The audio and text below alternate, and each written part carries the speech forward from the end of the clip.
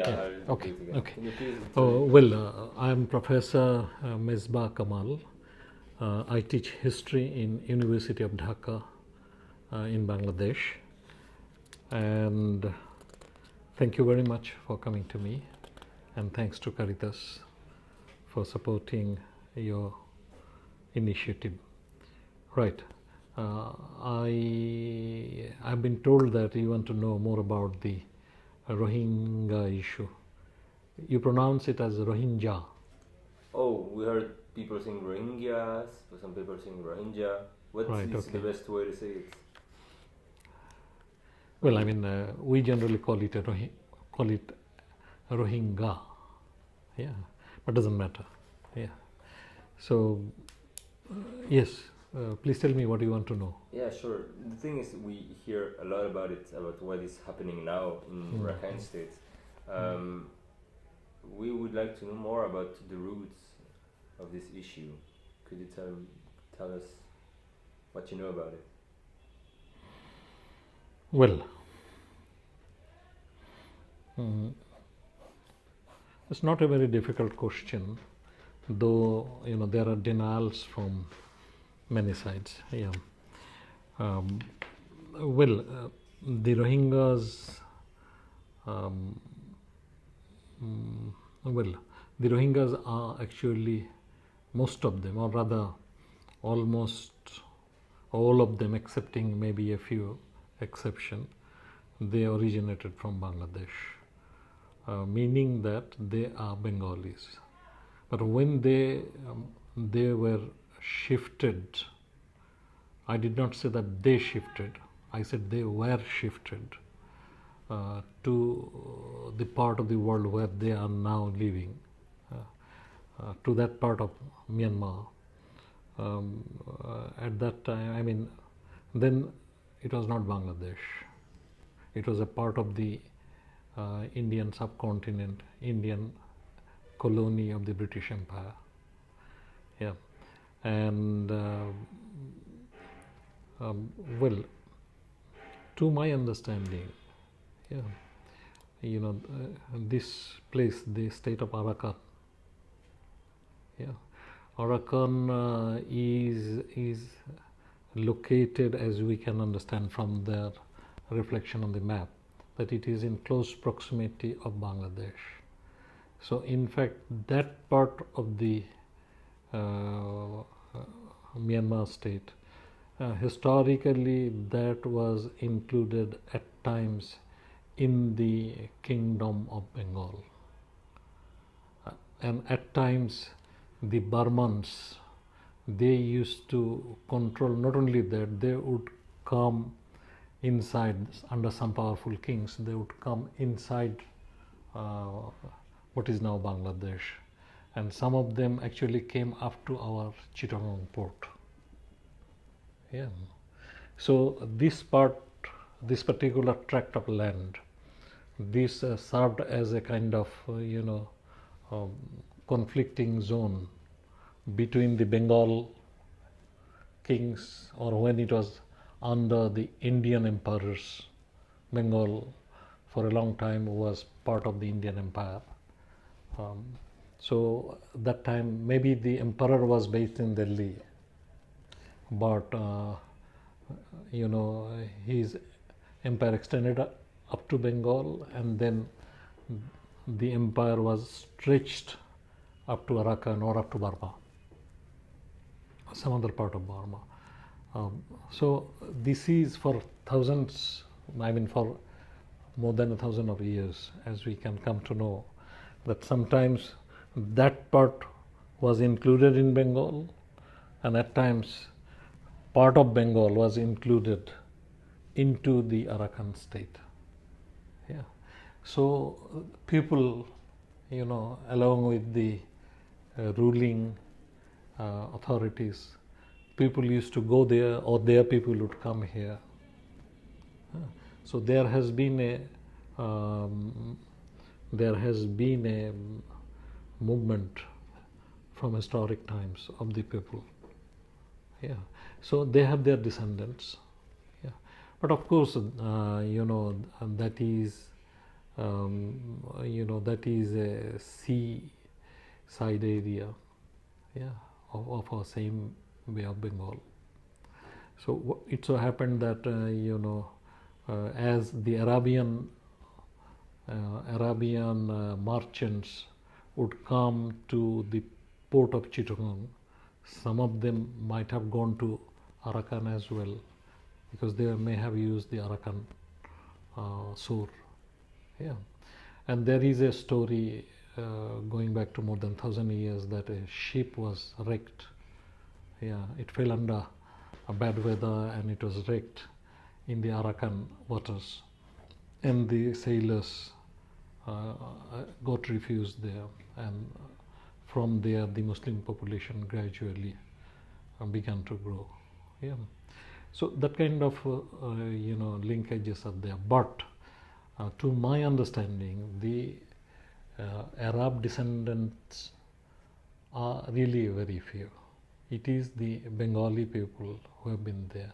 In fact, at one stage, the Bengali language and its protagonists were expelled from this land of Bengal, because the ruling authorities preferred some other language. Yeah. So, I mean, there were external authorities who came and occupied Bengal. So they did not like the local language. So they actually expelled the protagonists of Bengali language. And they, along with their writing materials, they went to Arakan and they got refuge in Arakan court. And the Arakan court actually patronized them, the Arakani king. And that saved the language and some of its historic resources. Yeah. So, I mean, so there has been, this transfer of population, or rather, not transfer, rather the movement of population from historic times. So it has not started with British colony. No. It has been going on for thousands of years. Yeah. And the name Rohingya? Yeah, I'm coming to that. Okay. Yeah. But the actual, influx happened after the British conquest of Burma. And that happened in 1824, beginning from 1824. There was a war that lasted for 3 years, 1824, 25, 26. And by that 26, Burma was conclusively defeated. And it came under British Empire. Now, when they occupied in 1824 the nearby provinces of Burma, the Arakan and others, the British government actually invited people from the neighboring tracts, that is Teknaf, Cox's Bazar, Chittagong. They invited people to go there and settle down there and introduce plough cultivation as far as possible. Yeah. So because that would bring them revenue. Yeah. And mostly that area was not, well, it had their own population, but there were much of the land which was not yet used. Yeah, uncultivated. So British government invited, and several lakh people were taken from here, were invited and settled in Arakan land. Now, over the years, they have grown in numbers. Yeah, but I understand that naturally the local population, yeah, who are Rakhines. Yeah, the Rakhines. Well, with the growth of when the population was smaller, it perhaps did not matter. But when the population began to grow, then the Rakhines didn't like it. It's obvious because that state was Rakhine state. Yeah. So it created a conflict with the local ethnic or aboriginals. That is one dimension of the story. Yeah. So in 2012, the clash was between the Rakhines and the Rohingyas. Now, you wanted to know about the origin of the, perhaps of the name of the Rohingyas. As far as I understand, the word Rohingya, it means locals. Yeah. So the Bengalis who were taken from the East Bengal region and settled there, well, they were termed as outsiders or settlers, maybe in the modern term. But when I understand it, as I understand the historical process, that when generations passed by, and new generations came up who were born there, yeah, and maybe they had their grapes of their fathers or forefathers on that soil, and they actually contributed to develop that soil, that area. Then they began to call themselves locals. Yeah. Then they began to call themselves locals. Yeah. So Rohingya means local. In Bengali. In the local language there. In the Burmese language. In Burmese. Burmese, or is it in the? I'm not sure, but could it be in the Rakhine language? I'm not sure which language, but locally, where they are living in the Arakan state, in the Arakani language, yeah, it is Rohingya means local. Why didn't they call themselves Rakhine? It would have been more. No, Rakhine is a distinctly different ethnicity. Yeah, but it is a defined. I mean, ethnic origin is something which you cannot acquire.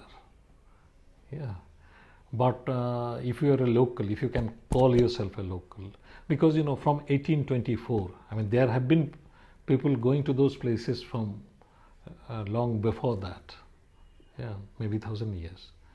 But the influx went from 1824. So if we take 1824, then 1924 and it is 2024 is coming. So it's nearly 200 years, meaning several generations have passed. Yeah. So if you are called, the people might, particularly when under pressure, they might, it is obvious that they would call that we are also locals. Yeah. I don't find it very astonishing, because there is another state nearby Bangladesh which is called Assam, the Indian state of Assam, and also Bengalis have been living there, and there have been 3 districts of Bengal which were joined by the British with the Assam. So those were Bengali inhabited districts joined by British to enhance their revenue deficiency, or rather meet the revenue deficiency of Assam. They adjoined that with Assam. But Bengalis have actually moved to other places of Assam. Yeah. Now there has been a lot of tension against the Bengalis, ethnic tension, ethnic violence in Assam. And there have been movement called Bangali Khadao, means oust the Bengalis in Assam. So under this pressure, I have found that the Bengalis in Assam are now relinquishing their Bengali identity, and they are identifying themselves as Assamese. And they are saying that we are Assamese. So you are also a Assamia. I am also a Assamia, or in English, Assamese. Yeah. So they don't want to project their Bengali identity anymore. They want to be known as Assamia, claiming that I am also from Assam. Yeah. So this kind of, change of identity or assertion of identity, yeah, takes various shapes. So I feel that the people who originated from East Bengal either moved for historic regions or historic people's movements to this Arakan state, or they were taken by the British there. So under political pressure, when this anti-Bengali feeling began to mount, then they began to assert their claims on the locality, and they began to say that we are also locals, means we are also Rohingyas. We are Rohingyas. Rohingya meaning local. I'll have to explore further the word Rohingya coming from but which particular language, but I'm sure that it means local. Yeah. So this is how this whole story began. But there was not much problem, I tell you. In history, I don't find much problem. Yeah. Till 1948. Actually, the problem began after that, sometime after that. But when this Burma, when Burma achieved its independence in 1948, till then there was not much problem, or rather there was no problem. There may have been some local level tensions, but that was not, that did not come into the notice. Now, there is a small story for historical sake. I must tell you that when in the Indian subcontinent, the Muslims began to demand separate state under two-nation theory of Muhammad Ali Jinnah, founder of Pakistan. Yeah. So when they began to claim separate states for the Muslims. Yeah. Then this Muslim identity and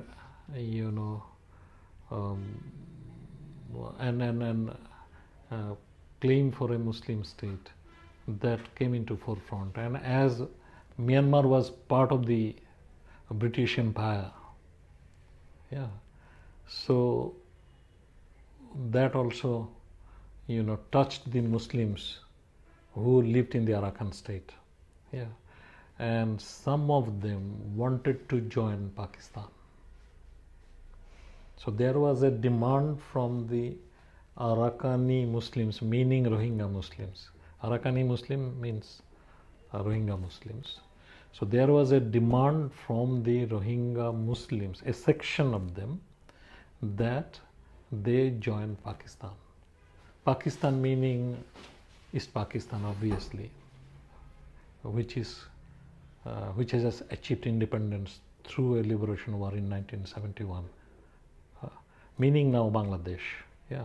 So in 1947 or before that, a section of the Rohingya Muslims wanted to join Pakistan, and they contacted Jinnah, Muhammad Ali Jinnah.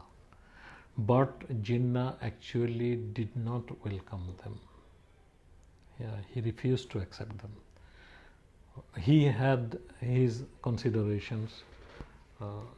What considerations did he have? I don't know. It's not well documented. But I feel that, that would make East Pakistan a lot more bigger uh, than what it is now. Yeah. But Jinnah may have already been worried that the West Pakistan number of population was already surpassed by the East Pakistani population. West Pakistan, you all know that Pakistan comprised of two wings. Yeah, I'm sure you know that.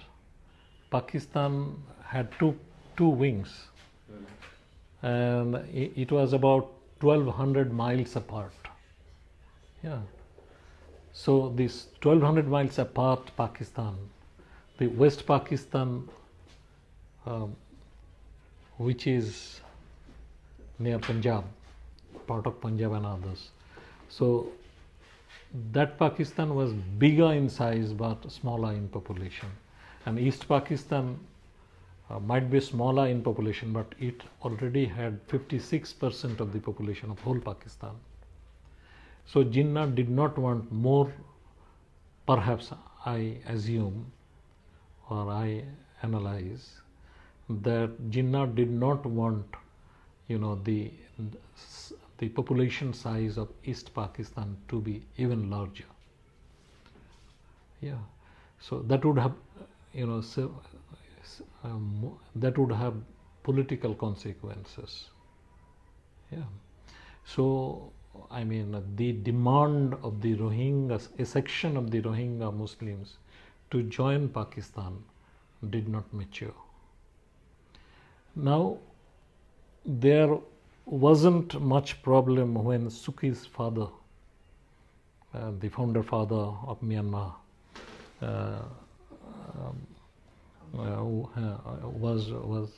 was in power, General Aung San. Yeah, but but when he was killed and the actual military rule began in Myanmar, then their policy towards this region was changed, and in response a small section of the Arakkani Muslims, they began fighting for establishment of a Muslim state in Arakan. Yeah, and they became armed. They became armed. Oh. So that was an armed struggle for establishing a Muslim state in Arakan. And when did that start? Approximately say 1952, 52, 53.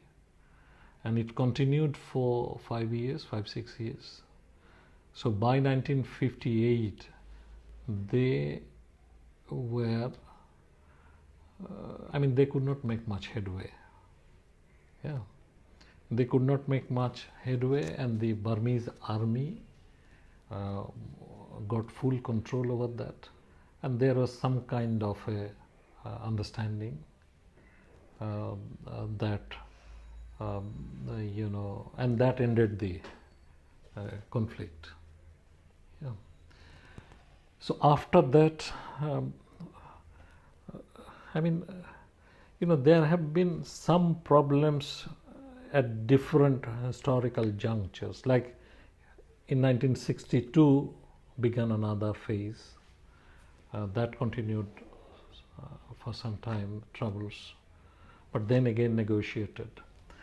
But the situation was relatively calm. The actual trouble began in 1982, when the new Burmese ruler declared that the citizenship law would be changed, and he declared that the demarcation line for citizenship would be 1824. not 1948 when Burma was independent. Burma became independent. So actually, from 1948 when Burma was born, the Rohingya people, they were citizens of Burma, and they continued to be citizens of Burma till 1982. Yeah, they had troubles inside. Yeah, at times even it took intense shape. Yeah, but there were negotiations, and at least their citizenship was not challenged. Now in 1982, their citizenship was curtailed.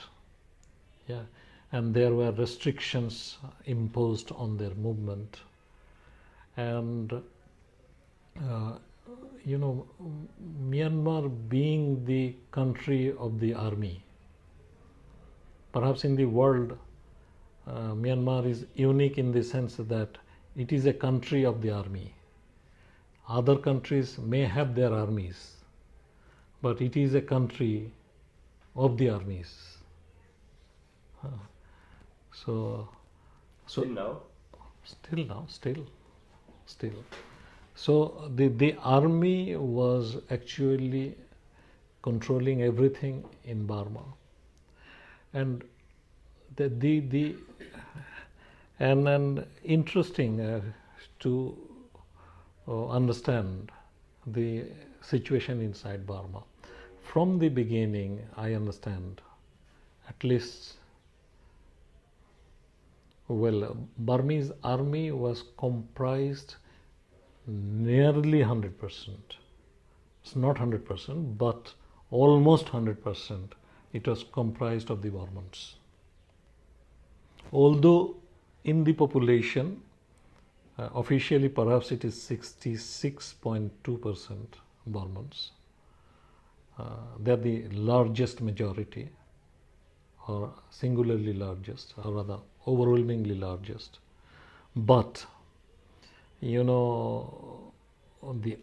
other ethnicities are very tiny, very small. Yeah, and they are very small. So what happened is that, but they were not represented. They were not represented in the army. So people generally say they are about 70% Burmans.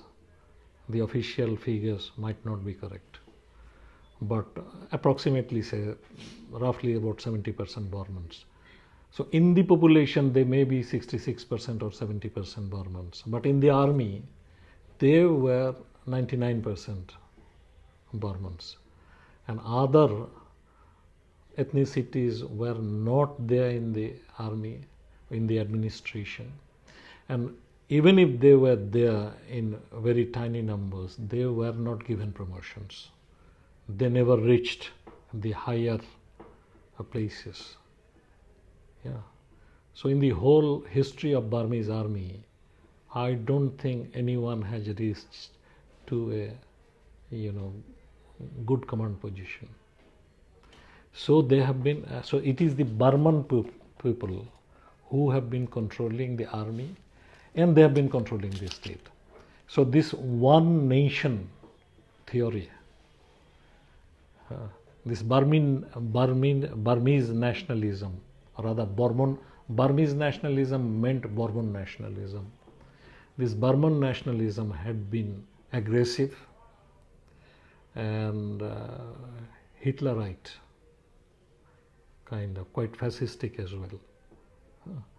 But subsequently it so happened that there were challenges. The other ethnicities, they challenged this, and there were several armed groups belonging to several ethnicities of Myanmar, like the Karens and others.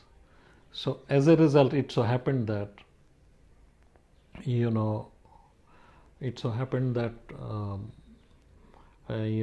Burmese army had to encounter challenges from multiple forces. So it took several years, but through a very slow, gradual process, the Burmese state actually recognized that it is not only Burmans, there are others as well. Yeah. Then they recognized other ethnicities, and perhaps 135 ethnicities have been recognized. Yeah. But my hunch is this,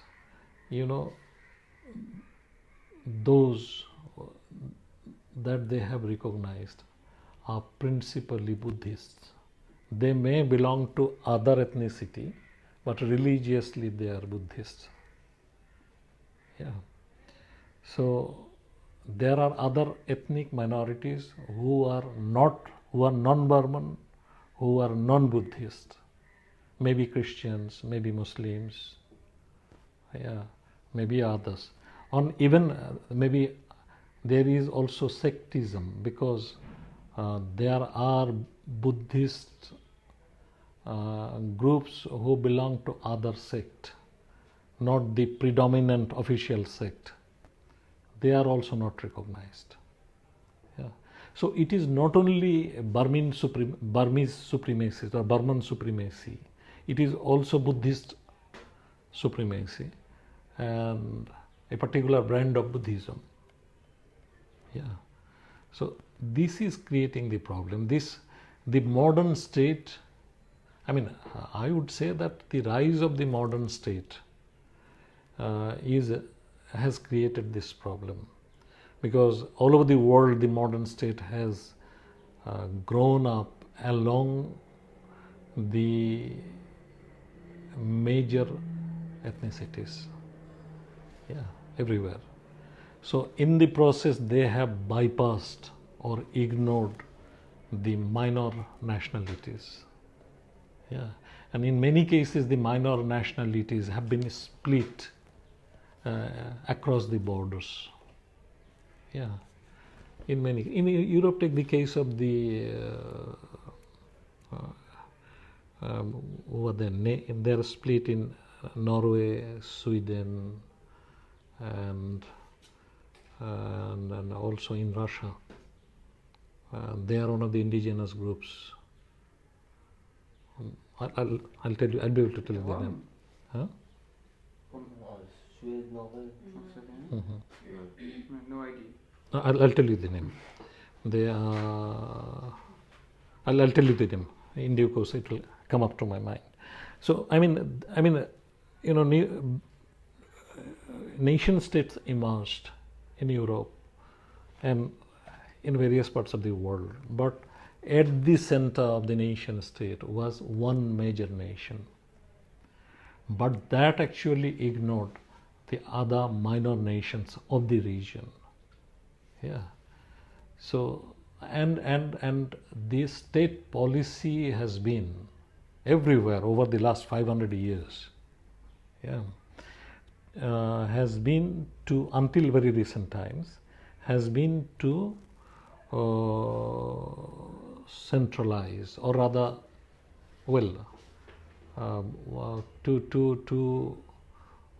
they call it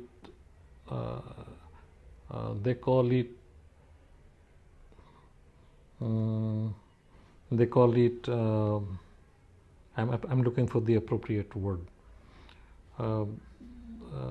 Shanghati.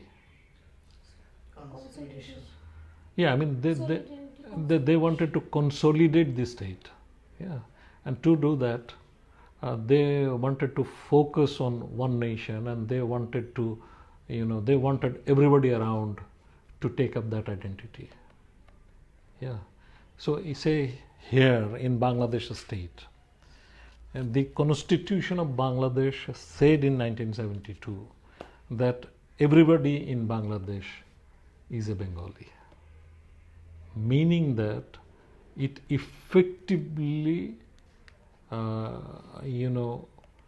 rejected the ethnicities, rejected to recognize the ethnicities of all other peoples. Yeah. like say we have Chakmas in Chittagong hill tracts, Marmas, we have Santals. We have actually at least 75 different ethnicities in Bangladesh. But our constitution, even today, says that the people of this country would be known as Bengalis. Yeah, so it is Bengali nationalism and effectively disregarding all other nationalities. Yeah. So this has been the same case in Myanmar. They have been saying that it is the Burmans, and again, like in Bangladesh, it is Islam. Yeah. In Myanmar, they said it is Buddhism. So this denial of diversity, and they wanted to make everyone Burman or Burmese. Yeah. So this denial of diversity, denial of recognition, denial of plurality, that created the Myanmar problem. Yeah. But through a gradual recognition, at least partial recognition, some of them were, or many of them were accommodated, but not all. And it is good that even the name of Burma was changed, because the name Burma came from Burmans. The name Burma came from the Burmans. So they changed the name of Burma because it was not only Burmans, there were others.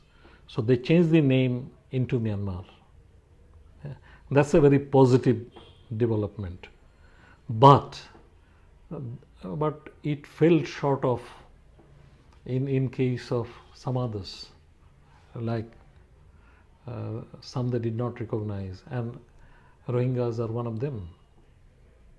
Rohingyas are non-Burman and Rohingyas are non-Buddhist. And again, the central state began to play the local, local ethnicities against one another. Because locally, there were Rakhines and there were Rohingyas. So the central state controlled by the Burmans, they began to play with this division. They sided with the Rakhines and marginalized the Muslims, the Rohingyas, who happen to be Muslims. Because Rakhines are also Buddhist. So Burmans are Buddhist, Rakhines are also Buddhist. But Rohingyas are non-Buddhists, they are Muslims, and they are non-Burman. So they began to play with this. So that created communal tension locally. But the Rakhines are Buddhist as well as the Burmans? Buddhist. Buddhist. Buddhist. Yeah. What did I say? Yeah. I said Buddhist, okay. But now we heard that Rakhine people want independence from Burma. We've heard that. So that there is tension between Rakhine people and the central Myanmar states. So we were wondering why are Rakhine and army working together, as they're not... I mean, they seem to be working together against the Rohingyas right now, but they're not completely on the same side. Yeah, they have issues of differentiation among them. Yeah, because you have to understand that in a country of this diversity, and the whole of Burma, the resources are consumed by the military principally, so the people get very little share of that. Burma is one of the most economically backward countries. Yeah. And the people are the sufferers. Yeah. And particularly if you go through the report by our Kofi Annan, yeah, the recent report by Kofi Annan, you will find he has categorically outlined what is the status of the people in the Arakan state, and particularly among them in the northern part of Arakan, yeah, which is poorer and principally inhabited by the Rohingyas. They are even backward. Yeah. So, I mean, there is, there is tension between Rakhines and the Burmans, the Burmese state, the Myanmar state, central state. So that is one dimension. But also they may be conflicting with each other. But again, when it comes to the issue of Rohingya, then they get united. They operate jointly. But do they have the same interests in Rakhine state? Well, the Rakhine people may have, genuine grievances that it was their land. It was their land. Definitely it was their land. Historically, that part belonged to them. Yeah. And British colonial administration settled the Bengalis there. Yeah. So this same problem is happening in Bangladesh. The military government of Ziaur Rahman, and when he was killed subsequently by General Hussain Muhammad Ershad, the two successive military governments, they took 400,000 Bengali Muslims from the plainland of Bangladesh and have settled them into Chittagong Hill Tracts, which is a hilly land and inhabited by the indigenous peoples. So the Bengali state wanted to Bengalize that indigenous region and also Islamize that. So what is happening? The indigenous people had to resort to arms. They took up arms against the Bangladesh state, and it continued for 20 years. Yeah, because they were forced to save their own region and own identity. Yeah. So, similarly, but this was taken by the government. Yeah. So similarly, this has happened between 1978 and 1997. Yeah. In recent past. But it is also having a serious impact. Yeah. This was a kind of ethnocide. And this was a deliberate policy of ethnic cleansing inside Bangladesh, carried out by Bangladesh government, successive governments. But the same thing happened in, say, 200 years before by the British government. British government took several 100,000 Bengalis from here to the hills of Arakan, and settled them there. Now they are Bengali people. Now, since they went there and occupied the Rakhine land, yeah. So at that time they were not many in number, but they have also grown in size. They need more land. So it is putting them into conflict. Now the issue is these people may be Bengalis, which the Bangladesh state doesn't recognize. They like to call them Rohingyas. And because those people also call themselves Rohingyas, they don't call themselves as Bengalis, because they call themselves as locals, Rohingyas. But I'm talking about the historical truth. Yeah. But now we have to understand that these people may be Bengalis, but these people are not Bangladeshis.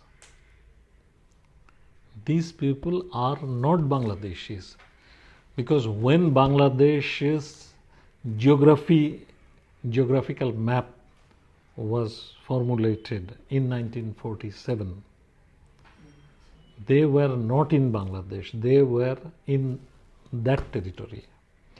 When in 1948 Myanmar was born, they were in Myanmar, and they have been in Myanmar for then about 150 years.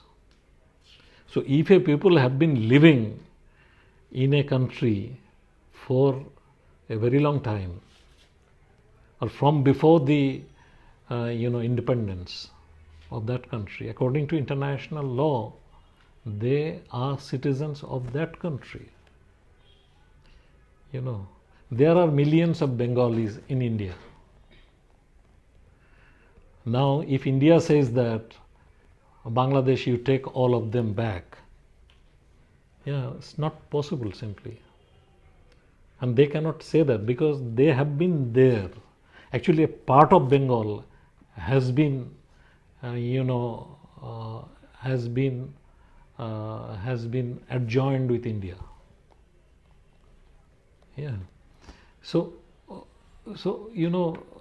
whatever has happened at the time of the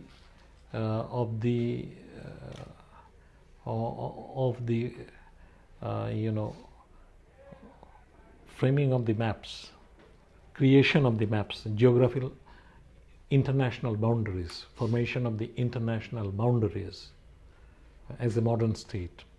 So all people, any people and all people belonging to that territory at the time of independence, they are citizens of that country. So Rohingyas may be Bengali ethnically, ethnicity wise, they may be Bengali, but in their citizenship they are Myanmaris. So the responsibility, and it is the government policy, it is the government policy of non-accommodation of diversity that is creating the problem. It is the Myanmar government's policy that is creating the problem. If the Myanmar government would change their policy and say that, okay, you have been our citizens, you have also contributed in our economy, from historic times, so you are also citizens, and in this state of Myanmar, every ethnicity, every religion, every language will have, equal status. Then the problem would be resolved. So instead of saying that, what the Myanmar government is doing is that they are expelling them out. They are pushing them out, and that began actually in 1978. So there are different phases. The first phase began in 1978. The second phase began in 1992, and now we are witnessing the third phase, and there was a small phase, third phase in 2012, and it is now the fourth phase that we are witnessing, and they are now simply pushing them out, saying them, you don't belong to us, you just go out. So that's not how a modern state should behave. That's creating the problem. So that's why I support what Kofi Annan says. Kofi Annan says that the problem lies in Myanmar, and it should be resolved in Myanmar. It should be resolved in Myanmar, because they will have to be given equal status. In this present world, every country is a multiracial, multi-ethnic, multicultural state, and they are contributing in nation building everywhere. So, why shouldn't they be given equality, equal treatment? There is the problem. But I think the world community has understood this, and that's why it is being reflected everywhere. But I want to draw your attention to another side, which is not being drawn by anybody. Yeah. That is the side that I want to draw your attention to. Actually, I'm writing an article on this, which will be published by SAGE, SAGE, SAGE. This is, I told you that Rohingyas came to this country in a number of phases. And the first influx came in 1978 and 1992. And together it was about at least 4 to 5 lakh Rohingyas came to Bangladesh. There were more than that, but through a very long process of negotiation, about 200 lakhs, 2 lakhs meaning 200,000 Rohingyas were taken back. Yeah. Still, about 4 to 500,000 Rohingyas have been in this country. Now,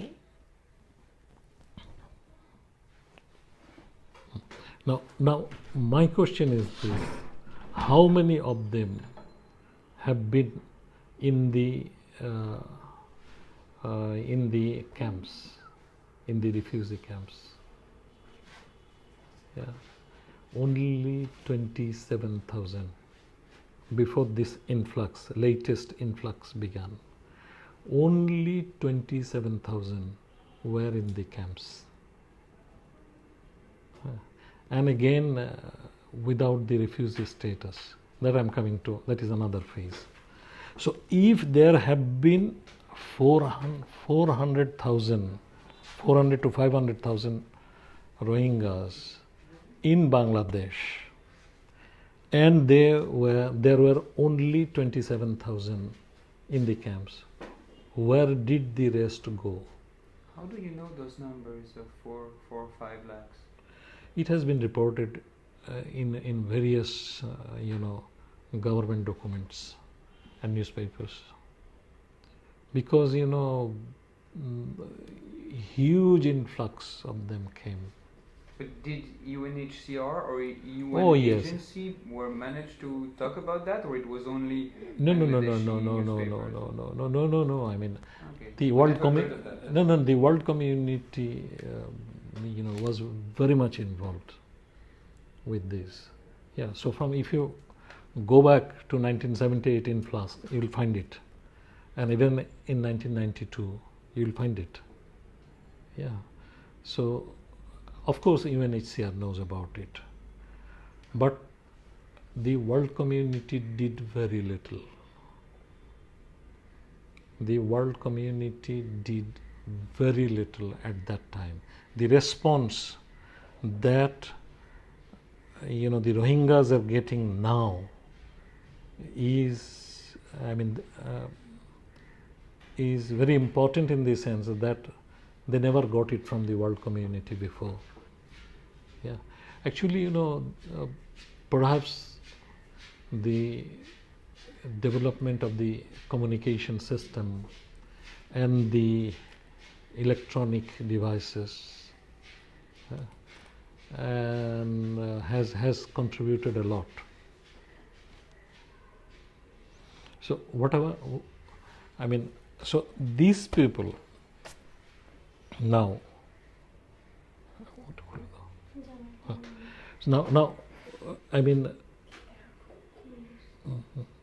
now very important is this: where did you want to turn back the airco on? Yeah. But The noise. no, just open the window. okay. Just want to open the window. Okay, that's okay. Sorry for this break. That one. Elle t'a mordu? Non, elle est partie toute seule. Yeah, this will pass out. Yeah. Okay, so now it is very important to note that where did the rest of the people go? The rest of the people actually, well, a section of them have been, have marched with the mainstream population because they had their family linkages. They have their family linkages in this part because these are the people whose ancestors, some of them remained in this side and some of them had gone to the other side. Yeah. Maybe that is not very far. And there has been arrangement between the two governments that these people could travel to the other side for a day without passport. From the Teknaf, you have been to Teknaf? From Teknaf, the boats, officially recognized boats, would carry people with a local ID card to the other side of the border. They could go and meet their relatives and come back in the evening. Yeah. So this arrangement has been there for a very long time. So the people of this side of the border could visit their relatives on the other side of the border. Now when this crisis began, when they had to come out from that side to this side, from Myanmar or from Arakan to Bangladesh. Now, or what I mean by Arakan is actually Rohingya Taki Shabd Rakhine. What is Arakan is Rakhine. Rakhine, yeah. So when they came from Rakhine state to Bangladesh, they had their relatives. Yeah. So, many of them actually were, got refuge with relatives' homes, or the relatives helped them find a work or find a piece of land, and to get, and since they are the same people, they speak the same language, they're the same people. They speak Bengali, the local version of Bengali, Chittagonian version of Bengali, and so they speak the local Bengali tongue. They belong to the same religion, and they are the same people. They are relatives of distance origin, and actually there were some intermarriage also between this side and that side. So the relationship not only is ancestral, it is also recent in some cases because there were marriages. So when they came to this side, they got refuge and got support, and they got integrated in the community. This is one. But there is another dangerous dimension. Successive governments in Bangladesh had been following a very, anti-indigenous policy in Bangladesh ever since the independence. It may be Awami League, it may be BNP, it may be Jatiya Party. Party's name may be changed, but the policy towards the indigenous people have been the same.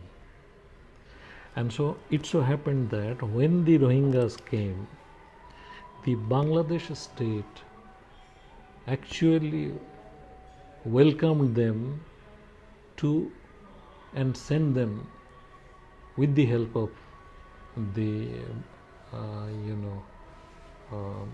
military apparatus to the Chittagong Hill Tracts region,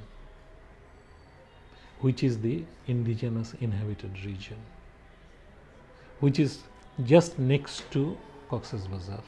So you're telling that? Yeah, but he, yeah. We met a girl she was calling people there tribal.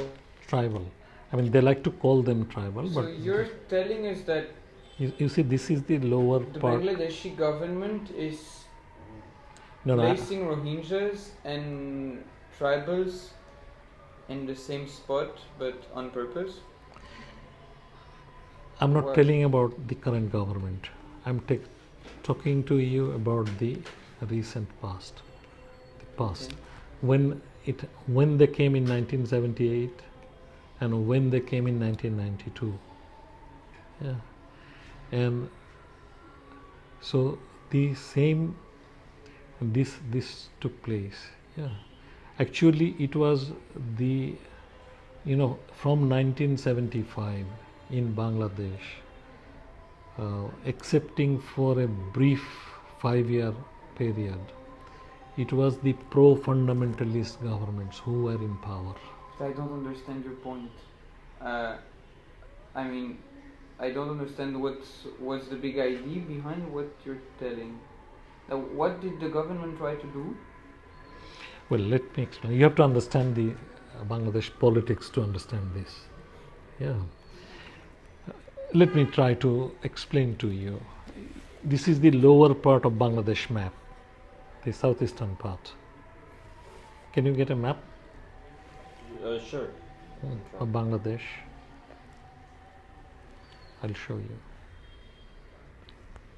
And what were your point in one sentence? I didn't understand where you wanted to lead us with your recent explanation about these hill tracks and the Rohingyas.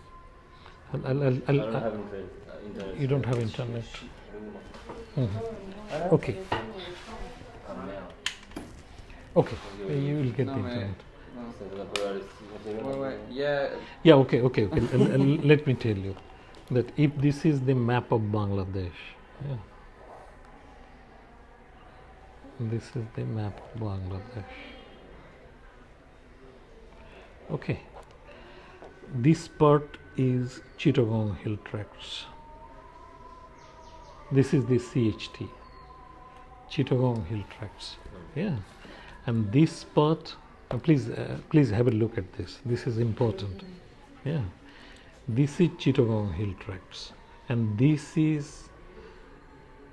has been 98% indigenous in 1947. Yeah.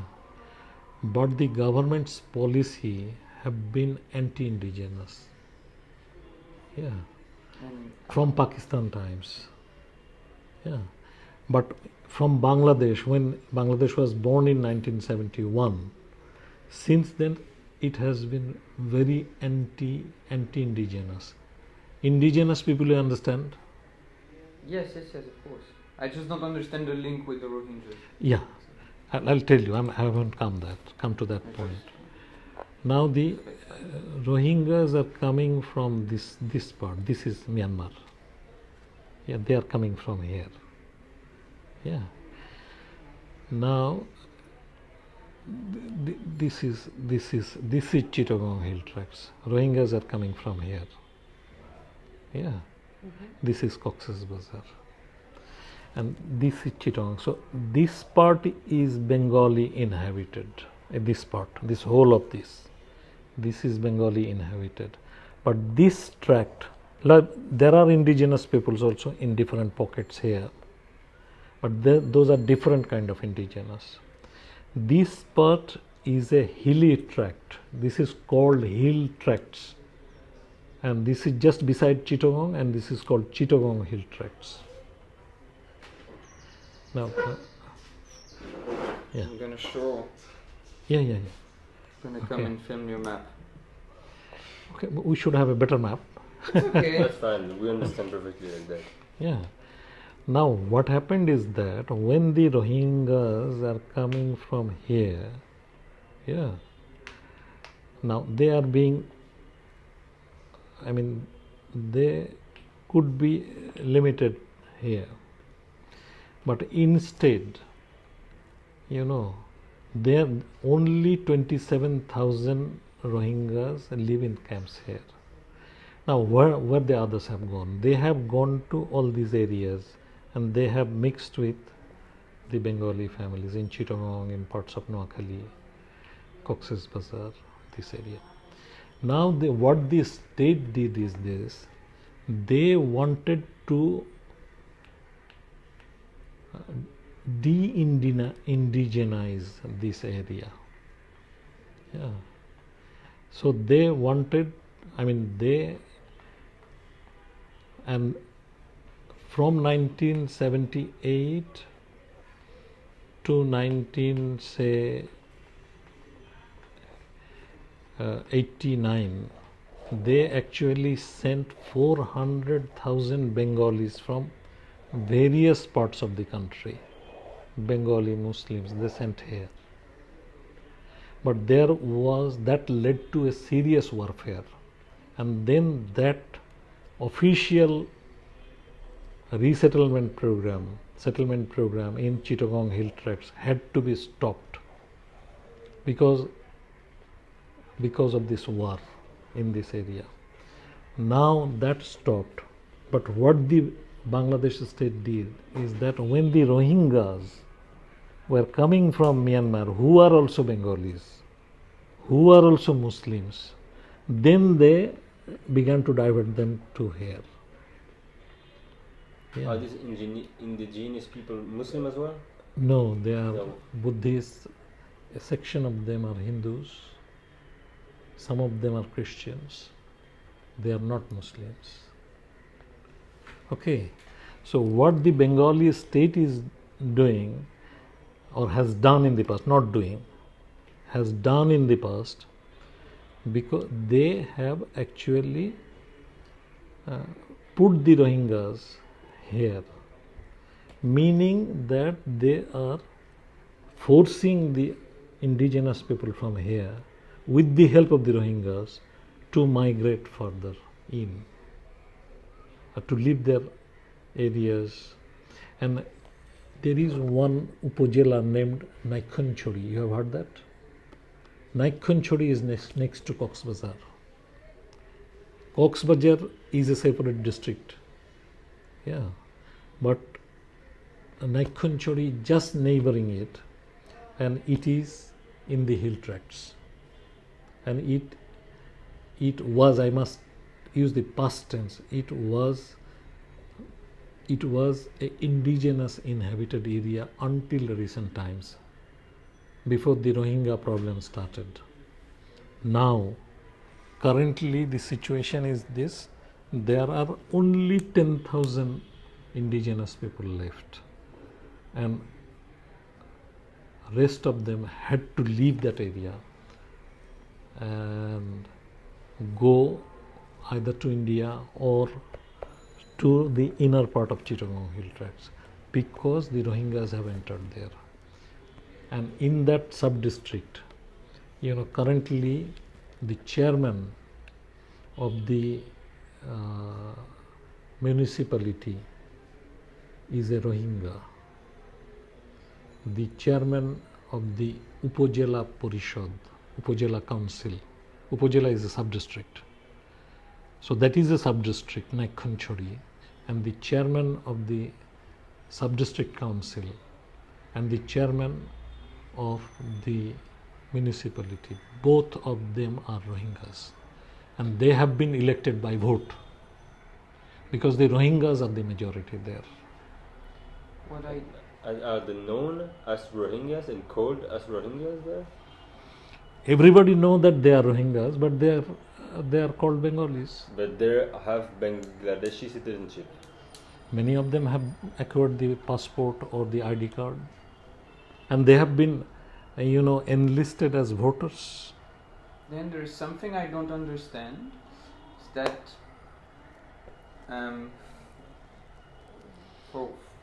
from as far as we know, Bangladesh were not willing to welcome those Rohingyas. Well. So what? Well, now this has been the case. Now the Rohingyas who have come here, that there has been there has been militant groups in the Rohingyas. One of those groups, militant groups, was RSA, Rohingya Salvation Army. Yeah, we've heard of it. RSA. Sure. Yeah. Now, RSA was one of the militant outfits, and the chairman of the municipality to whom I referred, of Nakhanchori, his father was the topmost commander of that army. Now, his family got citizenship of Bangladesh, and his son has become the chairman of the municipality there. So you're telling us that at that time, between 78 and 89, the government of Bangladesh were no. accepting all those Rohingya refugees. Of course, not only after, I said that during this period, Bengalis from here were also sent to hill tracts. These are two different things. But from 1978 till now, till say about 1912, the government was not that sensitive on this issue. C'est depuis 89, c'est quand il faisait venir des Bengalis de partout dans le Bangladesh. Et puis après, il y a eu une guerre, et du coup, ils ont arrêté cet exode du Bangladesh vers la zone. Et c'est à partir de 89 que c'est les Rohingyas ils ont utilisé les Rohingyas pour bengaliser la zone. Mais c'est pas depuis 89, c'est autre chose. Okay. C'est pas par rapport But then, like, my question stays the same. Like, seeing this, it looks like the Bangladeshi government are welcoming Rohingya to replace Hiltrek's people. But we are hearing other stories telling that since very recently, BGB were not accepting Rohingyas in the country. You see, I mean, there has been a change of the government policy. Yeah, that you have to understand that in Bangladesh, the government was changed in 2009. Yeah, that's what I was telling you, that, you know, in 2009, the government who came to power, it is a secular government, secularist government. Yeah, but, you know, before that, from 1975 to 1997, and from 1996, and from 2001 to 2008, the pro-Islamic governments were in power. So when these pro-Islamic governments were in power, they were actually supporting the Islamic militants. So that led to Bangladesh, where Bangladesh, you know, Bangladesh governments, Bangladesh generated this, militancy problem. And the militancy problem that began in Bangladesh was developed actually under the patronage of the government. I don't understand how it is related to the welcoming of Rohingya. I'll tell you that. Now, you know, so since this period, from after 1975, accepting these 5 years, 1996 to 2001, yeah, the pro-Islamic governments were in power. And this pro-Islamic government, they were in power, so when the Rohingyas came, I won't call that they invited Rohingyas, but when Rohingyas came from their own problem, they used them to Islamize these Chittagong hill tracts. Okay. They used that population because since they were Muslims and they were also, some of them were Islamic militants.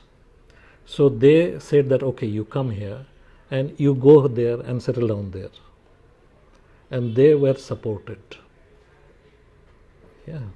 So these militants, they entered into hill tracts. And hill tracts is a non-Muslim area. Yeah. And so you were telling us after that's out of this situation that ARSA was born? ARSA was born in in Myanmar.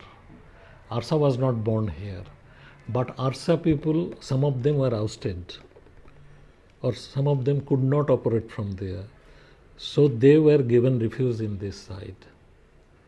Yeah. And their families were rehabilitated here. Yeah. And maybe that some of them operated from here onto the other side of the border. Yeah. That happened. But a lot of those people that were used by this Islamic governments are now part of the Arsa. May not be. I mean, Arsa was not a big group. You know, these militant outfits are never very big. They are small groups. Yeah. They are small groups. But they got the patronage from the governments, Bangladesh governments. And Arsa, and they, I mean, they do not need to be members of Arsa to go and grab the land of the hill people. Yeah, to go and grab the land of the indigenous people. If you belong to a majority community, yeah, and the state doesn't stop you by law or by application of law, you can go and grab the land of a minority. So if I understand you well, and to put it simply, now the government is trying to fight Arsa. Yes. Because it has been a government change under Sheikh Hasina. Yes. But if the Islamic were still in power, maybe they would not have the same discourse. Or Of course. Now, Sheikh Hasina's government, when they came to power in 2009, yeah, I mean, I'm trying to draw your attention to the domestic discourse, because this is the domestic discourse is affecting the policy towards the Rohingyas. These domestic discourses seriously, decides the international discourse. That you have to understand. Because what I'm saying is this government, when they came to power in 2009, they had to face a very serious challenge from the Islamic fundamentalists, from the Islamists. Was it Jawad or it is another? Jawad. Okay. What is the name of the Islamic party? Jamaat-e-Islam. Jamaat, not Jawad. Oui, Jawad, Jamaat. Yeah. It is Jamaat-e-Islam, supported by BNP, Bangladesh Nationalist Party of Begum Khaleda Zia, who were in power. In fact, these two parties, one is a right-wing Islamist party, another one is an extremist Islamist party.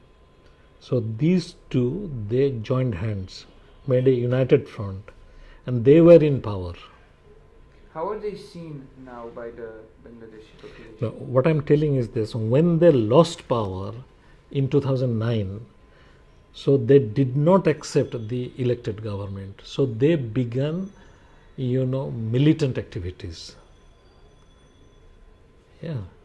And particularly this centered around another issue that you should know is that the leaders of these Islamic outfits, Jamaat-e-Islami, and some of the BNP leaders, they were involved with our 71 war. They were against us. In 1971, when we were fighting for independence, the Pakistan army actually killed 3 million of our people within 9 months in the name of Islam. 3 million people, and they raped officially 200,000 women, but actually the figures are larger. Yeah. And all this they did in the name of Islam. So the fight was between the pro-Pakistanis who were Islamists, because Pakistan was the Islamic state, and Bengalis were fighting for a secular Bangladesh. So the liberation war was a fight between secularists and the Islamists. The Islamists lost. The secular leader came to power, but he was killed in 1975. Hasina's father. He was killed in 1975 by the army. That's no, but I mean it's so similar to Aung San. Yeah. It is quite similar to Aung San. No, it's quite similar to Aung San. You are very right. Now, what happened is that, interestingly, now this party, which was secularist party, they were out of power. I mean, the whole family of Prime Minister Sheikh Hasina was killed, excepting two sisters, because they were not in the country. They were in Germany at that time. So two sisters were in Germany visiting some friends or relatives. And since they were not in the country, they were spared. Whole of the family were killed. Now, when she came back after a few years, she was a refugee in Europe. When she came back, initially in Europe, later in India. So when she came back to Bangladesh, it was very risky for her. And there has been serious challenge against secularism since then. Now, she came back to power briefly in 1997, but couldn't do much. But she came back with a huge mandate, 2/3 majority in the parliament in 2009. And one of the election manifesto places was that he wanted to try the killers and collaborators of 1971, who were Jamaat Islami leaders, who were Muslim League leaders turned BNP. Yeah. So the people actually mandated her to have trial of those killers and collaborators. So that brings us back to the question, now they're not much popular? The killers and the party, Jamaat Islam and Jamaat Islam is totally, I mean, they can't function now openly. Yeah, I mean that's a big shift. I mean, in 1 year. Not in 1 year. It started in 2009, and their leaders have been under trials. Someone for 4 years, 5 years, and this was a very long trial, and there were evidences gathered, put forward in the court. The trial went day after day, month after month, year after year, and then they were found, to be genocide, implementers. So they have been. Some of them have been hanged. Nice. Some of them have been hanged. Now, what is happening that in this process, when these killers and collaborators of Pakistan Army in 1971, who carried out the genocide, who raped the women, so when this was taking place, so the Islam, and they were all leaders, so-called Islamic leaders. So at that time, the Islamic Party, they actually began, very serious armed efforts to destabilize the government, not only destabilize the secular government, to oust this government. And the whole year of 2013 and 2015, 3 months of 2015 was horrendous in our country. I mean, they actually, they threw petrol bombs in the buses, running buses, and that killed everyone of the bus indiscriminately. My daughter's classmate, who just passed from Dhaka University and joined a bank, She was coming in the bus, in one of the buses, and petrol bomb was thrown at that, and she struggled for life for about 10-12 days, and she was killed. Yeah, several others, hundreds of similar incidences began to take place. Yeah, so this was a unlivable country in 2013 and in early 2015, and this was being done by the Islamists. Now, the Rohingya militants who came to this country, they also joined this. What? These Islamists. Jamaat. Jamaat. Jamaat is one of the organizations. They have several militant outfits. And I tell you that, you have been to Cox's Bazar.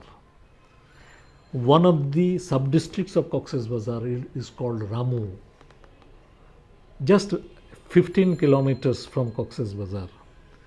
Ramu has the most beautiful Buddhist monasteries in Bangladesh, and several of the monasteries were burned down by Islamic militants, and the principal accused in that is a Rohingya. The Rohingyas actually burned the Buddhist monasteries. When was that? Just three years ago. 3 years ago. Yeah. And so Rohingyas living in those hill tracts. Yeah. In hill tracts and in Cox's Bazar. So there are And in Rohingyas that have been living in the hill tracts that came there since 20 years. They are as related with Arsa than they are with Jamaat. They are connected. These organizations are connected. You know that militant organizations are linked to each other across the borders. Some of the Rohingyas are connected, and some of those in Bangladesh are connected with ISIS. So when Myanmar government accuses Bangladesh to host terrorists, are they wrong? No. I mean, this is a ploy that they use. There may be some small sections. I just have to stop you to change the battery. But please hold your answer. Okay. Simple. Things are not very simple, That's if we every- discovered only one thing. Every day we realize that it's more complicated than we thought. It's Because what there's is always another aspect. Always. একটু ফ্যানটা চালাও কয়েক minute. Um, আর এখন কি এসিটা দিলে শব্দ হবে ওরকম আগের মতো? এসিটা হঠাৎ রাগ করলো J'ai কেন? pas eu le temps de le recharger. La nuit, j'en ai mis une à recharger, mais bon. C'est pas fiable. ce genre de truc. Elles peuvent afficher pleines, mais ne pas l'être. Okay, I will repeat, really but sorry, but could we? we'll put it could we off. survive without? Okay. Yeah, When okay. you are ready, we'll put it off. Okay. Otherwise, the sound will He'll be be ready in different. I know, 10 I know. seconds again. Already. But we should wind up. Yeah, I have a question about art. I think we're good. Yep. Let me just finish what I've Sure. been saying. Sure, go ahead. Ready? Yeah. Okay. What I was saying is that, I told you that the policy of the present government, which is in power from 2009, is not the policy of the previous government. Yeah, governments. Yeah. So, so what the Burmese authorities are saying is incorrect. Myanmar authorities are saying is incorrect, because this government came to power in 2009, 8 years ago. This is 2017. And they came to power in January 2009, 5th January. and this government has been facing the militants, Islamic militants, and this government understands it pretty well that a section, I mean, of course, among the Rohingyas, there is a militant outfit, or there are more than one militant outfits, but not all Rohingyas are militant. Militants are there everywhere. It's in Belgium as well. It's in Bangladesh as well. But does it mean that every Belgian or every Bangladeshi is a militant? Never. Yeah, it's a very small section, but they can create menace. Yeah. So Bangladesh government understands that the militants among the Rohingyas, they have joined hands with the Bangladeshi militants. So they have created serious challenge against this government, and the government had to actually take very stern measures and mobilize the whole population to counter this. Yeah. Now, so this government is against militants, number one. Number two, this government has also made it a deliberate policy that the land of Bangladesh would not be allowed to be used against any of its neighbors. So it may have been used in the past, against India, supporting or giving refuge to some of the northeastern state, militant groups of northeastern state of India, Seven Sisters, and maybe some of the Myanmar. But this government from the very beginning has clearly made it a deliberate policy that the land of Bangladesh will not be allowed to be used against any of the neighbors, and it hasn't allowed that. So as a result, when Myanmar state claims that Rohingya militants are getting refuge in Bangladesh, it is not. Now, if you push millions of people out of your country, and some of them, and along with those millions, if not millions, hundreds and thousands, I should correct myself. If you push out thousands and thousands and hundreds and thousands of people out of your country, they are your citizens, and you do not pay attention to their needs, and they are suffering from their existence problem. So some of them might resort to arms, and along with the refugees, some of the militants might come to this country. How would the government know who is a militant and who is not? But the government is serious about that. No? Government wants to stop it, not only for the sake of Myanmar, for its own sake. They want to stop it, but do they manage to stop it? Yes, they have been able to, but they have been, I hope they have been able to, because we haven't seen them recently. But but some of the Rohingyas have been identified as the perpetrators of arson attacks on the minority religious installations. As I told you, in Ramu. So it is still happening? It happened 3 years ago. 3 years ago. I have a question. So the government is worried, and that explains why the government initially was against accepting Rohingyas. I tell you. And don't because you believe that if Bangladeshi government is worried, it is completely normal that Myanmar government is also worried about this same problem, that in the hill tracks there had been militants for years? You see, you have to understand why militancy grows.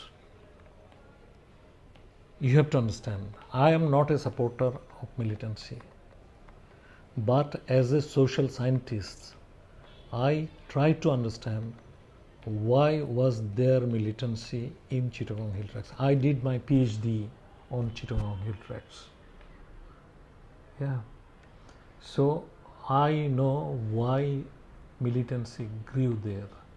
Yeah. If you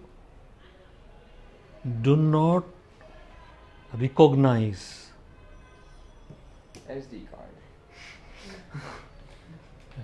okay, I'll repeat this. If you, I have to change it. yeah, you change it, but just listen to me. Okay. Yeah, I mean, But I'd like to record it as well. yeah, I'll repeat Okay, it. okay, okay. If you do not recognize the legitimate rights of the peoples, and if you do not allow them their democratic rights, if they do not have this given, if they are not given the democratic space, so what would people do? Same for the Rohingya. What would people do? The rebel. They would rebel. So there has been rebellion in Chittagong Hill Tracts of Bangladesh, and there has been rebellion in Myanmar.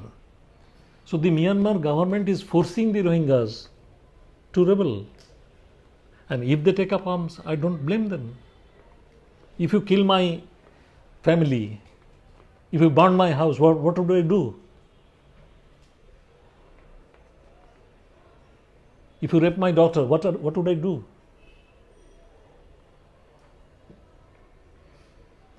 This is very simple. I would resist with whatever I have. Isn't it? That's the same. So what I was saying, sorry, I must recap. No, it's because in a lot of Western media, Myanmar, like in the official version, Myanmar is telling that they're afraid of those Bangladeshi terrorists, and that it's to push them out. They are not Bangladeshi terrorists. They are Myanmar citizens. Myanmar has to accept that they are Myanmari citizens. You are living in one country. But still, they are in Bangladesh. They are not in Bangladesh. They are in Myanmar. They have been forced out. Yeah. I have a question about that. You said that these groups are linked. So ARSA is linked with Jamaat, you said, right? And ISIS as well. So they have supporters. We heard about the Taliban, about Al Qaeda, who are saying that people should take arms. How is it that ARSA is so? We have met one guy, 17 years old, in the camps, Rohingya, and he says that he is training with ARSA in a camp in Kutupalong. That many young guys, young girls even, are training because they want to go back to Myanmar and fight with ARSA. He said there are a lot of them, but they don't go because they don't have weapons. He says, I'm not going. If I go there, I don't have weapons, I die. But he said, give me a weapon, I'll go. I don't care. I'm not afraid. I want to fight and get revenge. How come they don't have these weapons if they are linked with other groups? Well, you know, it proves that the Bangladesh government is not supporting any such militant activity. Yeah. Had Bangladesh government would support them, then they would be armed. Yeah. Bangladesh government wants to take this issue to the world forums and want the world community to force the Myanmar government to come to a negotiated political settlement. Yeah. This is not a Myanmar issue anymore. This is a global issue. Yeah.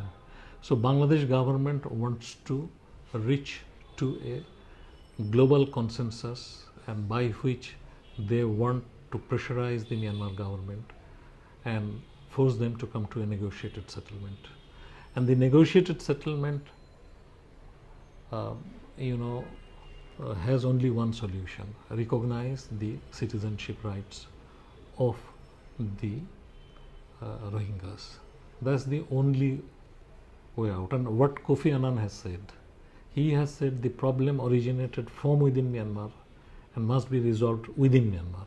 And is it something that we can expect from a new democracy? It is. Yeah. It is, of course, this is what we can expect from a new democracy.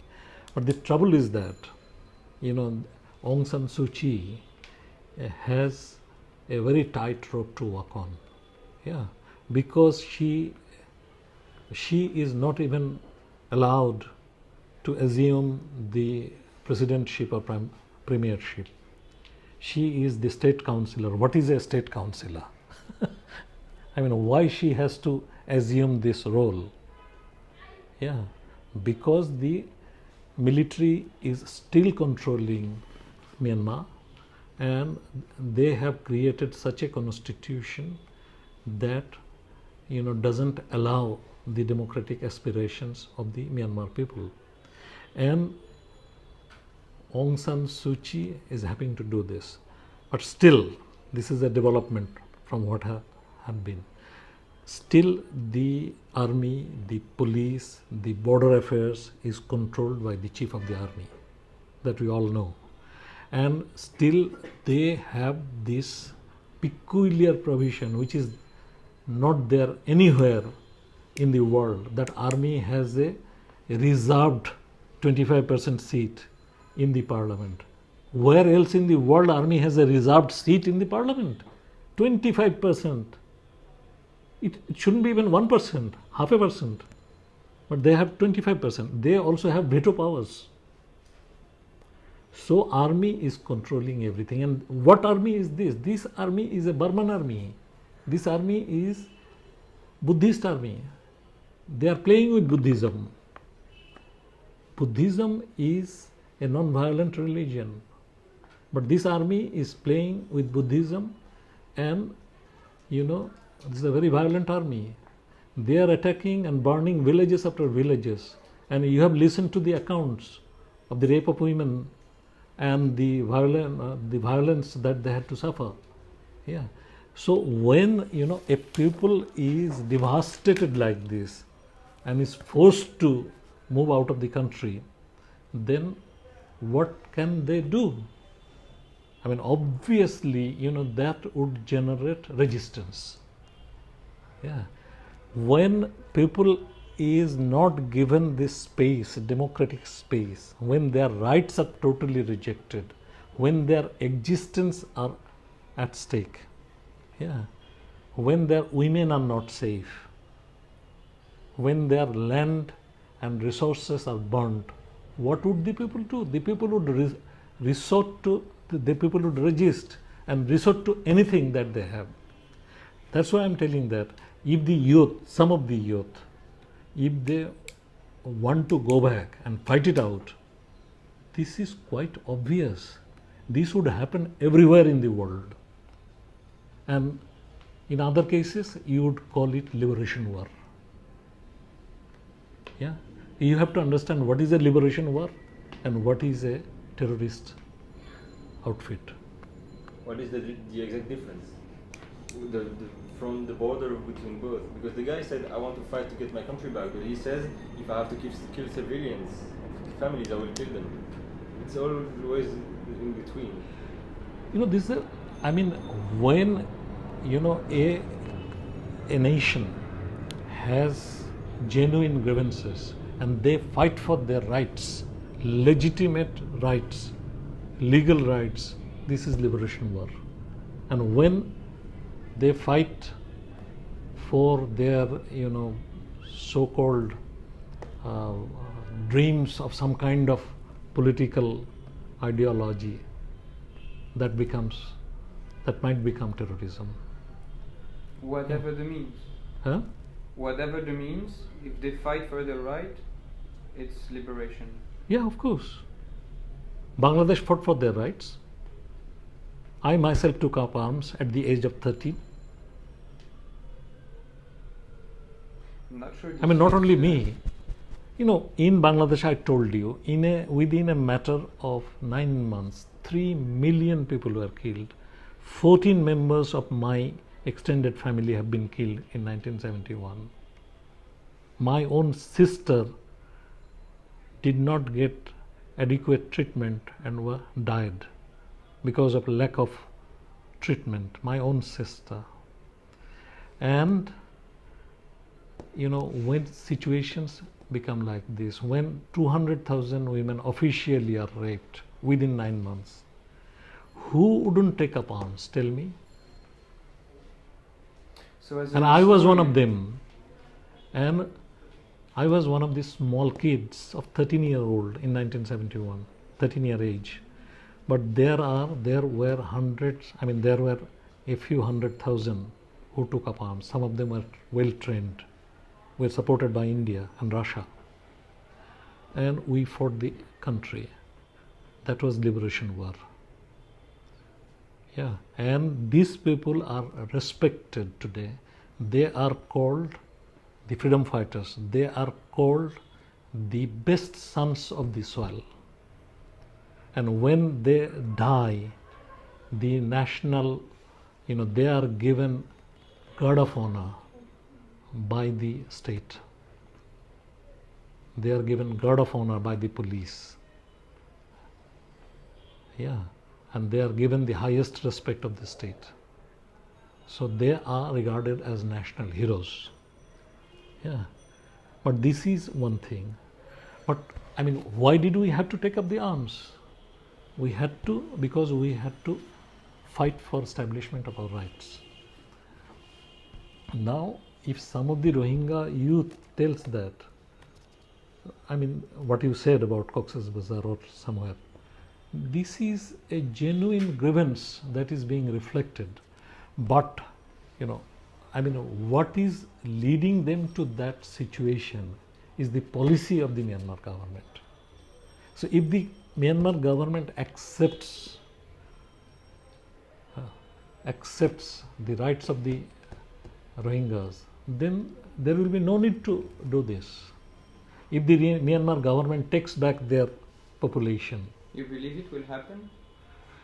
They should take it.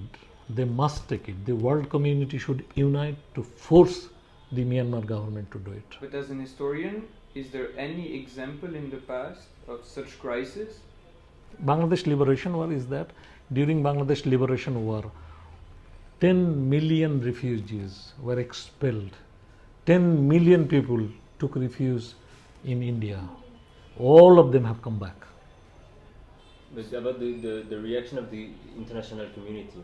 Yeah, the international community supported us. Yeah, but now, are they going to? Is China going to go against Myanmar army? In 1971, China supported Pakistan army. What happened? China supported Pakistan.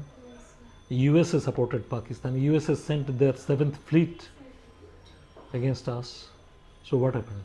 Well, secularization fight is not the same than the situation today.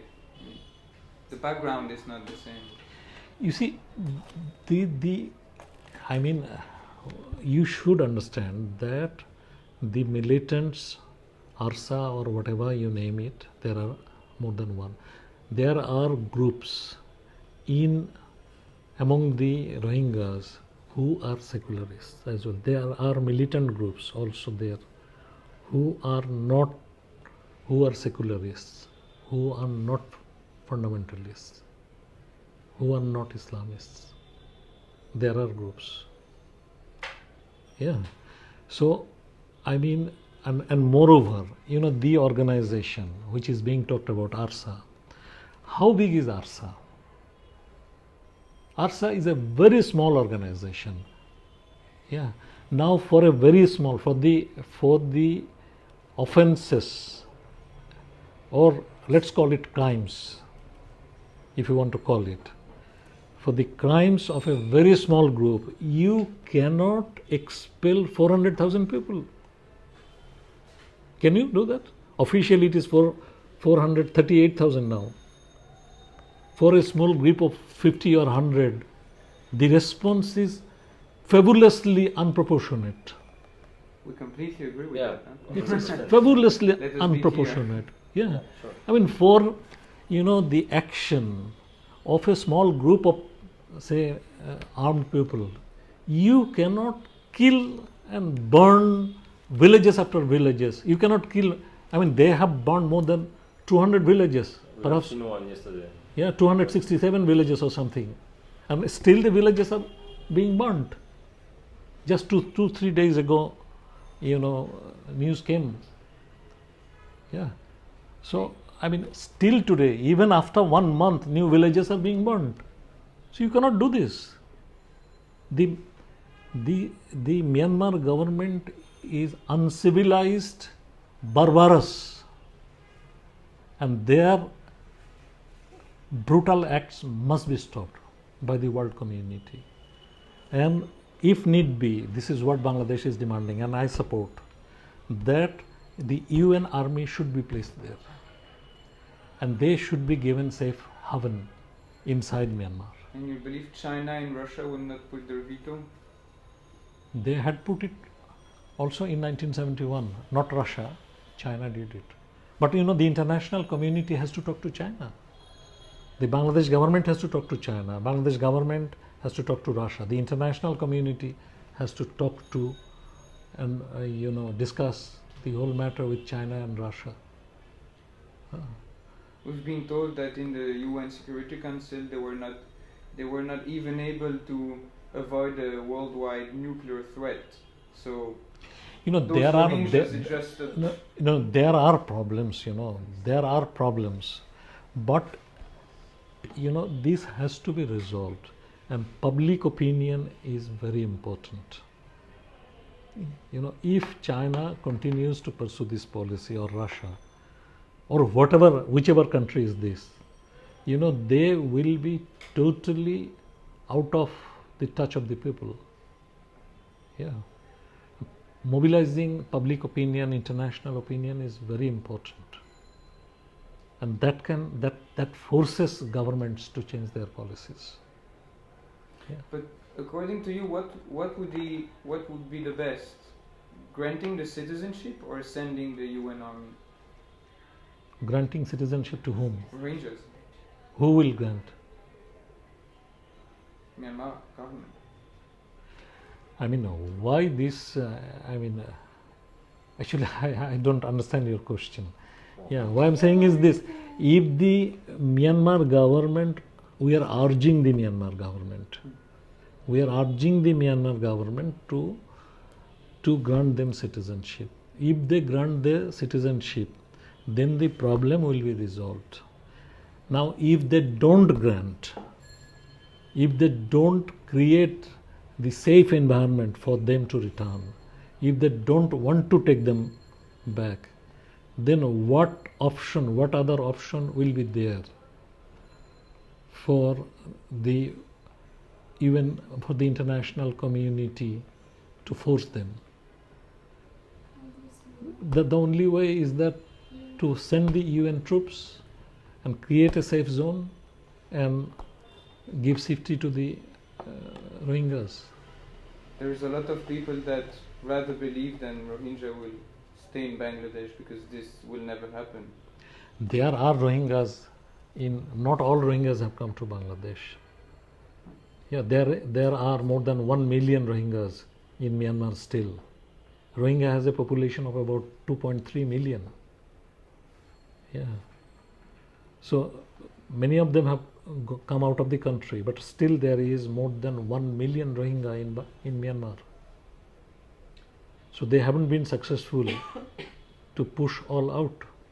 So the safety first be given to those 1 million or plus 1 million plus Rohingyas who are still in Myanmar. The safety must be provided by the UN troops to them first, and then when this atmosphere of safety would be ensured, only then the people, the Rohingyas who have come across the border, they will go back.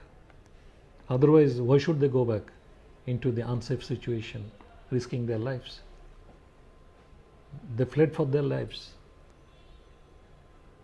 So why should they go back?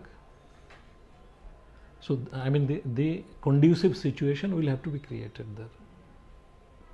But first of all, I think the security of the Rohingyas inside, living still inside Myanmar, that has to be ensured by the international community. That's what should be done. But you, according to you and your knowledge and your background, what do you think will happen? What is possible? You see, no people have been crushed totally in history. No government has been able to do that. You cannot crush a people. Yeah. And particularly in this modern world with modern electronic equipments. If Myanmar burns a village in Rakhine state, the satellite pictures come up and it is shown throughout the world, isn't it? What Amnesty has done, right? So I mean, they cannot continue to do this.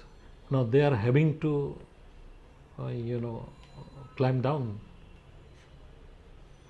They had to accept a commission, international commission, led by Kofi Annan. They had to accept that. They had to collaborate with that, cooperate with that. That's the sign that they will have to back down. They will have to back down.